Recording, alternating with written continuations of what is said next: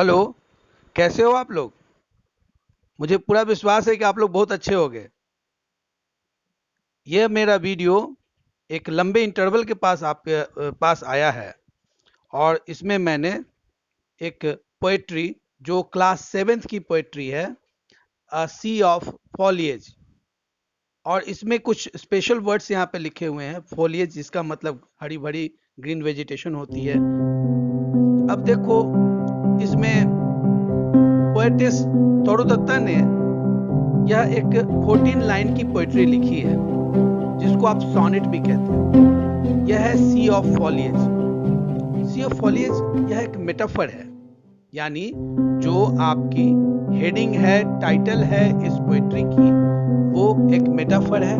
C of foliage, foliage यानी जो तोड़ू दत्ता की जो गार्डन है उसकी कंपैरिजन उन्होंने एक समुद्र से की है, एक सी से की है, इसीलिए मेटाफर के रूप में यूज हुआ है। तो फर्स्ट लाइन में a sea of foliage greets our garden round, एक हरियाली का, हरे भरे, चूंकि गार्डन में हरे भरे पेड़ है, वो चारों तरफ से उनके गार्डन को एक ग्रिड बनाता है, घेरे हुए है। But not a sea of dull unvaried green. यह कहती हैं कि इनके गार्डन में जो भी ट्रीज हैं वो डल नहीं है, फीके रंग के नहीं है। Sharp contrast of all colours here are seen. इनके गार्डन में हर तरह के ग्रीनरी जो कि आंखों को एकदम अट्रैक्टिव लगने वाले वो पेड़ हैं। फिर कहती हैं द लाइट ग्रीन ग्रेसफुल टमरेंट्स। यहाँ पे टमरेंट को एक पर्सोनिफिकेशन की तरह यूज किया गया है, पर्सोनिफाइड आइडिया है, जिसमें एक इमली के पेड़ को एक बड़ा ही शान के साथ दिखाया गया है, जो कि एकदम खड़ा हुआ है इमली का पेड़ उनकी गार्डन में। एमिड the mango clumps. एमिड the mango clumps का मतलब होता है गुच्छा। आम के पेड़ों के बीच में वो इमली का पेड़ शान से खड़ा है। तो यहाँ इमली का पेड़ एक ह्यूमन बीइंग की तरह यूज किया गया है, इसीलिए पर्सोनिफिकेशन है। And palms arise like pillars grey. यहाँ पे पाम ट्री की कंपैरिजन एक ग्रे पिलर से किया गया है। तो यहाँ पे एक सिमली का एग्जांपल है,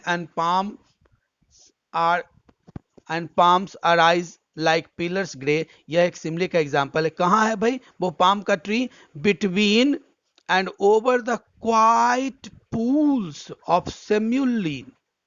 यहाँ पे देखो, सेमल का जो पेड़ है जिसको सेम्युल लिखा हुआ है यहाँ पे, वह भी पर्सोनिफिकेशन है। बस झुका हुआ है क्वाइट पूल के पास, एक तालाब है, शांत सा तालाब है, जहां पे रेड रेड देखो, रेडेड का 2 बार इस्तेमाल किया गया है। तो यहाँ पे एक फिगर ऑफ स्पीच, जिसको आप क्या कहते हो? एक ही वर्ड जब 2 बार यूज हो तो रेड रेड। यस, यह एक फिगर ऑफ स्पीच है, जो कि रेड रेड इसका मतलब हुआ repetition. And a startling like a trumpet sound. यह लाल कलर की सेमल की जो पेड़ है वह एक ट्रम्पेट का साउंड, एक खुशी के गीत गाते हुए एकदम वो भी शान से उनके गार्डन में खड़ा है। यानी तोड़ू दत्ता की गार्डन में जो पहला जो हमारा स्टैंजा है वो 8 लाइन की है, जिसको ऑक्टेव कहते हैं। अभी वेट करेंगे हम लोग, जो कि 6 लाइन की स्टैंजा होगी, जिसको सस्टेक कहते हैं, यानी 8 और 6 ये दोनों मिला के 14 लाइन की कविता है। 14 लाइन पोइट्री, 14 लाइन पोइट्री जिसको सोनेट कहते हैं। और लास्ट के 14 लाइन में उन्होंने क्या लिखते हैं, तो मैं एक बार फिर से इसको रिपीट कर देना चाह रहा हूं। A sea of foliage greets our garden round, but not a sea of dull unvaried green. Sharp contrast of all colours here are seen. अब देखो, राउंड पहले लाइन में, और चौथे लाइन में अबाउंड, और 5वें लाइन में प्रोफाउंड। ये लास्ट वर्ड जो है वो एक दूसरे से राइमिंग कर रही। अब देखो, अब हम देखते हैं किस प्रकार से यह तोड़ू दत्ता ने अपने गार्डन की खूबसूरती का, जो कि ग्रीनरी से भरा हुआ है, ऐसी सीनरी जो कि ग्रीनरी है, उसका उन्होंने बहुत ही एक फुल ऑफ लाइफ से जो भरा हुआ है उसका उन्होंने यहाँ पे बताया है। अब हम मूव करेंगे, देखेंगे किस प्रकार से लास्ट वाले जो स्टैंजा है उसमें बताया है कि किस प्रकार से but nothing can be lovelier than the ranges. नीचे जो आपकी जो 6 लाइन की जो स्टैंजा है जिसको सस्टेक कह रहे हो आप, वह कह रहा है कि इसमें पोएटिस ने कहा है कि जो बैम्बू का उनके गार्डन में बैम्बू के जो क्लम्प्स हैं, बैम्बू के जो बांस के जो पेड़ है जो ईस्टवर्ड डायरेक्शन में है। अब पूछेगा कौन से डायरेक्शन में भैया, तो ईस्टवर्ड डायरेक्शन में जो बांस की पेड़ है उससे सुंदर तो कुछ है ही नहीं। कैसे?